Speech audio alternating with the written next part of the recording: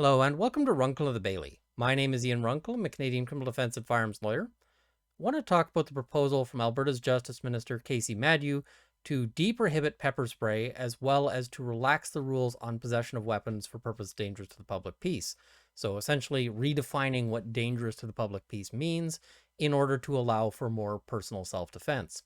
This has been a fairly controversial proposal. It's faced a lot of criticism, and most of the criticism is from people who are living fairly comfortable lives, people who are the sorts of people who can expect that the police will be there for them because they live in well-policed areas, and people who can expect that the police are going to be sympathetic when they have issues. Now, there's other groups in society, and this proposal was actually aimed largely for the protection of those other groups. It was aimed to protect the vulnerable, aimed to protect minorities who have been at higher risk of hate-motivated crimes. So, yeah, I'm not terribly fond of how many people have been saying, oh, well, of course this is a ridiculous proposal. Well, I see the people who are the victims of these restrictions all the time. You get women who are afraid of sexual violence, who are, may have to walk home late at night and can sometimes end up facing charges because they've decided to carry something to protect themselves. These possession of weapon for purposes dangerous to the public peace charges are also often leveled against homeless people because if you're out on the streets, you will find a knife to be very useful. I'm not on the streets and I find a pocket knife to be very useful. But if, this is basically your eating implement as well if you're on the street because you don't have a kitchen to keep them in. So the police will often charge people who are living on the streets with possession of a weapon for purposes dangerous to the public peace simply because they had a pocket knife, which for them is an important utility tool. And once that happens, they end up getting bail conditions that say you can't have a knife, which of course they may end up breaching because they need a knife in order for, eating and so forth. And this ends up being one of the ways that homeless people get overly criminalized. So there's lots of people sort of espousing themselves as if they're sticking up for the weak and vulnerable by taking this position, but I think kind of the opposite. These laws are often used against people who are vulnerable, who are downtrodden in society. Now, the federal government has responded to this, and they've responded in pretty much the expected way, which is to say no. There's some things that they said, however, that I think are worthy of some comment here, and one of them that they said is, when looking at this request, we have to be mindful that all weapons that are prohibited have been prohibited for a reason, as they are extremely dangerous when they fall into the wrong hands. When confronted with a problem, the solution cannot simply be to increase accessibility to prohibited weapons. This can actually lead to further violence. Rather, we need to address complex issues such as mental health and addictions as just one through a continuum such as prevention and, when appropriate, enforcement. Well, let's talk about this. Let's break this down here. So first, they say, all weapons that are prohibited have been prohibited for a reason, as they are extremely dangerous when they fall into the wrong hands.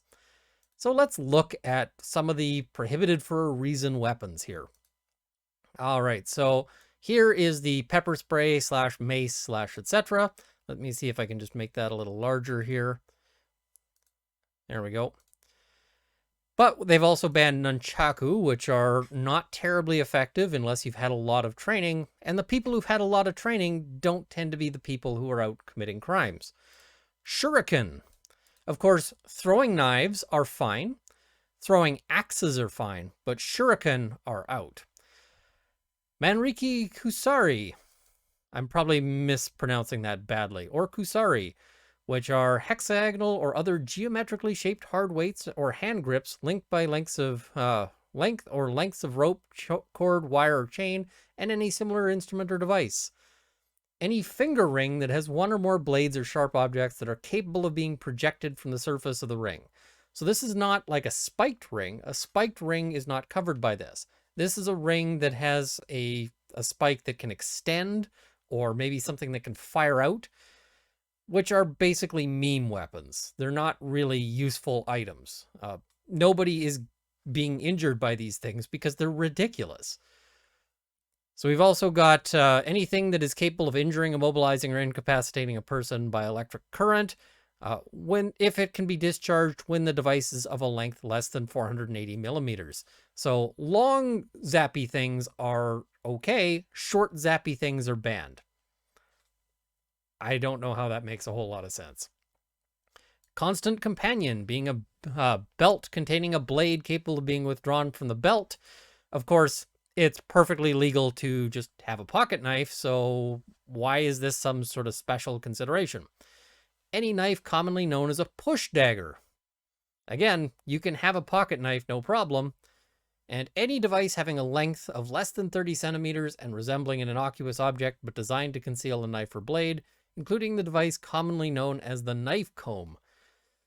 Yeah, there's not a lot of these running around, but again, you can just carry a pocket knife. Like, that's not...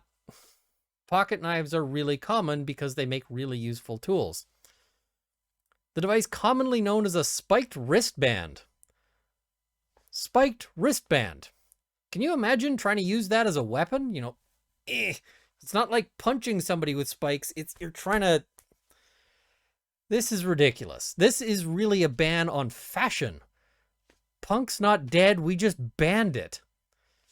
So yeah, Yakua blowgun, being a tube or pipe designed for the purpose of shooting arrows or darts by the breath and any similar device. Well, I will tell you, the leading blowgun case appears to be somebody who traveled outside of Canada, did a lot of volunteer and outreach work with a particular Indigenous group, and was gifted blowguns as a thank you. It was an honor and a respectful gesture, and that person tried to bring them back to Canada, and they were seized. So the leading case on this is basically that we took away somebody's honorifics.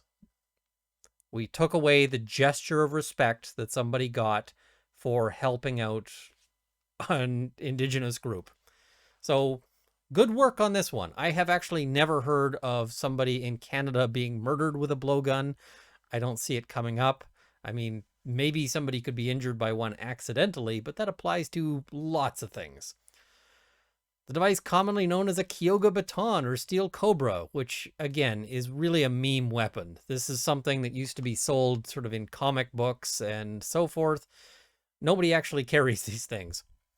The device known as a morning star, and any similar device consisting of a ball or of metal or other heavy material studded with spikes and connected to a handle by a length of chain, rope, or other flexible material.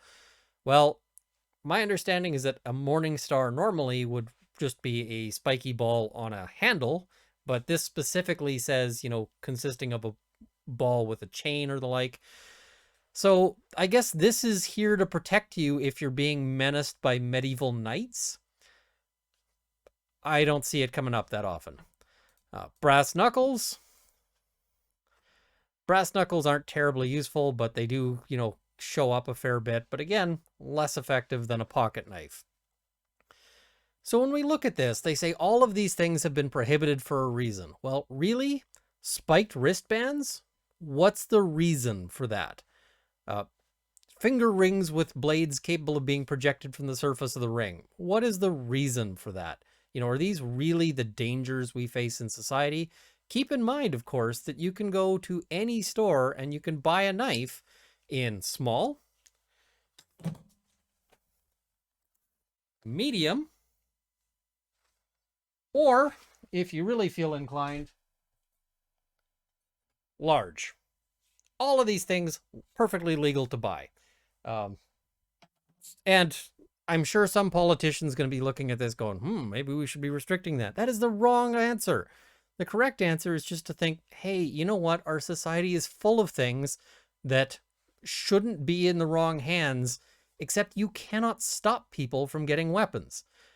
If you go to any hardware store, you can get sledgehammers, you can get framing hammers, you can get machetes, you can buy a chainsaw, you can buy all sorts of things that I would not want to run into in a dark alley late at night. We can't stop people from getting these things. In fact, pepper spray, I would prefer in their hands rather than, say, a big old knife. because if I get pepper sprayed, I'm probably going to live. Whereas if I get stabbed several times, we're talking a maybe on the living thing. I'll also just note that pepper spray is not hard to get in our society right now because, of course, you can buy bear spray, perfectly legal. You can buy dog spray, also legal. There's different legalities in terms of carrying these things around. That's, again, fairly limited. However, in terms of acquiring these things, real easy. And we do, in fact, see bear sprays being used in criminal offenses. I'll also quite candidly say, if we legalized pepper spray, we would probably see more pepper spray assaults. However, I don't think that would be an increase in assaults with a weapon. What we would see is that the pepper spray might go up and stabbings might go down. So I'm kind of okay if fewer people are getting stabbed because they're getting pepper sprayed instead. But that's not really the line that our, illustrious leaders have decided to take. I'll also note that when they say that these things have been banned for reasons, it should be noted that the reasons for banning a lot of these things are racism. And I'm going to do a video on this at some other point, but it's really no accident that a lot of the things that are banned are Asian or African or Indian or not here. And when I say Indian here, I don't mean indigenous, I mean from India. When we talk about the push daggers, well, we're talking about a traditional dagger. So yeah, and some of those are worth, an incredible amount of money. Some of them are heirloom items, but we've decided those need to be banned. So when they say, they've been prohibited for a reason, let's be honest, that reason is, at least for some of these, racism. Now, they go on to talk about saying, we need to address this through things such as prevention. Well, one of the things that prevents violent attacks is the possibility that you might not win, the possibility that somebody can defend themselves. It's no coincidence that robberies are often directed towards people who appear to be vulnerable, the elderly, the small in stature. Women, unfortunately, are, maybe targets for these sorts of violent attacks because they are seen as less able to defend themselves. Well, weapons can be an important prevention and deterrence measure in the sense that, it may discourage people from making these attacks. There's a reason why, if you're a really big guy, you probably won't need to get into fights, because people are probably not going to come up to you and say, hey, give me your wallet if you are, physically imposing. They're less likely to do so. Not zero likely, but less likely. So, when they say we need to, rely on prevention, well, this is actually a method of prevention. And in particular, it's a method of prevention that vulnerable groups can adopt for themselves. The LGBT community has a history of needing to rely on self-defensive measures. We also, just about anybody who's familiar with sort of anti-racism measures will note that racist violence has often been deterred by having people go and basically say, not only are we not going to put up with violence, but we will defend ourselves. So I have some criticism with the federal government's sort of approach on this. That said, they also had some comments about mandatory minimums, and I'm not generally a big, fan of mandatory minimums. I don't think that they're great policy. But the federal government noted here in this statement that the minimum penalties unfairly impact Indigenous and Black offenders. Well, these same laws, these possession of weapons for purposes dangerous to the public peace laws, are unfairly wielded excessively against Indigenous, Black, and other marginalized groups. So when it seems very strange to me that on one hand they're saying, listen, we can't, use this because it's going to unfairly impact these groups, while failing to consider that the laws that they're trying to uphold here, that they're trying to say are important, also unfairly affect these groups. So yeah, I have some issues with with what's going on here, but I'm not I'm not, the leader of all this. I don't get to make the decisions. But I did think I would, comment on this.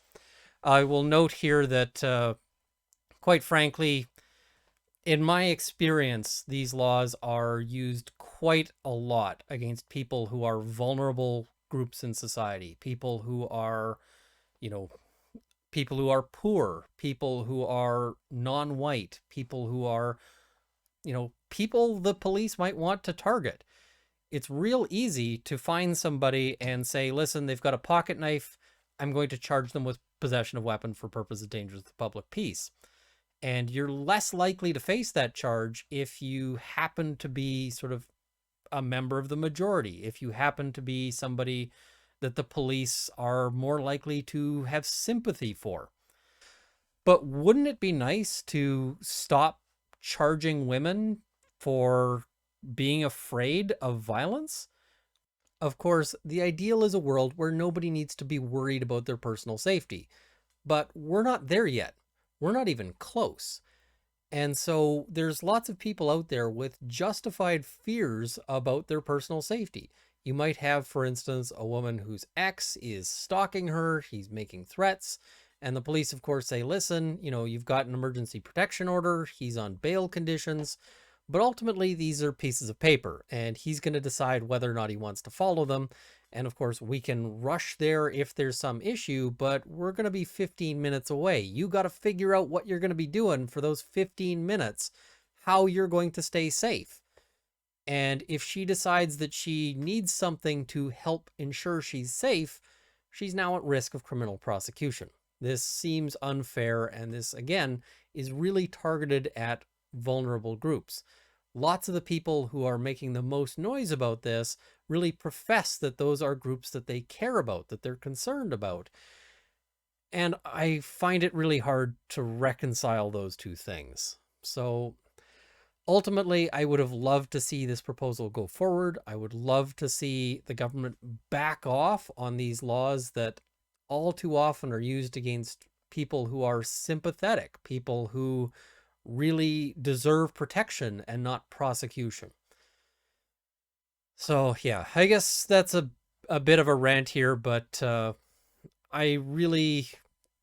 really kind of annoys me when they say these, weapons are prohibited for reasons. The reasons are often not good ones. Thank you for watching. If you've enjoyed this, please like this video, please share it with your friends, subscribe to see more content. I've also got a link to my Patreon below if you want to support the channel. That's one way to do it. I want to thank my $50 Patreon supporters, Jonathan Wheeler, Jason Elliott, Canada's National Firearms Association, Kyle Martin, Jean-Guy Toussaint, Ivo Nedev, the CCFR, and the Canadian Shooting Sports Association. At the $30 level, Sights and Arms Limited and Marc-Olivier Damour. And at the $20 level, Matt Ward, Mark Whittington, Dale Nesbitt, Cameron Johnson, and Andrew Elsich. I also want to thank everyone at the $10 level who will be in the crawl immediately following. Hopefully I have fixed the problem with the last crawl. I'm going to double check that before I assemble this video. Thank you once again for watching, and I hope I've armed you with knowledge, because that's all the government will let you have. Till next time.